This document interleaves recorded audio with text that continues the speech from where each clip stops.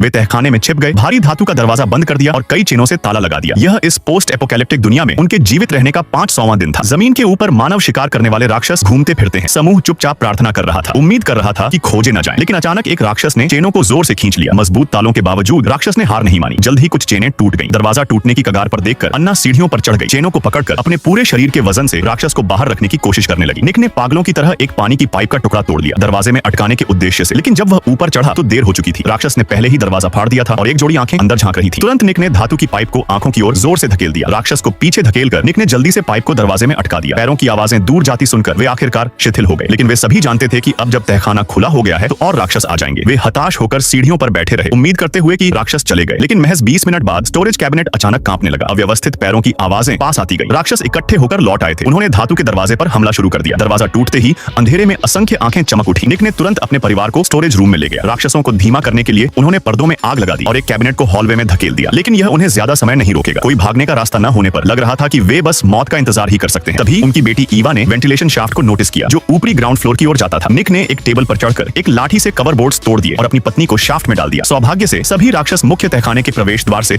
अंदर घुसे थे, इसलिए ऊपरी क्षेत्र अब खाली था। यह भागने का सही मौका था। वह मुड़ा और अपनी बेटी को उठा लिया। लेकिन जब निक खुद वेंटिलेशन शाफ्ट में चढ़ने की कोशिश करने लगा तो उसने देखा कि छेद बहुत संकरा था। उसके कंधे अटक गए। अन्ना ने पूरी ताकत से खींचा भी तो वह हिला तक नहीं। ठीक उसी पल एक राक्षस आग को भेद कर आगे आया और उसके पैर को पकड़ लिया। उसके आखिरी पलों में निक केवल अपनी पत्नी और बेटी को भागने के लिए कह पाया, फिर क्रूरता से नीचे खींच लिया गया।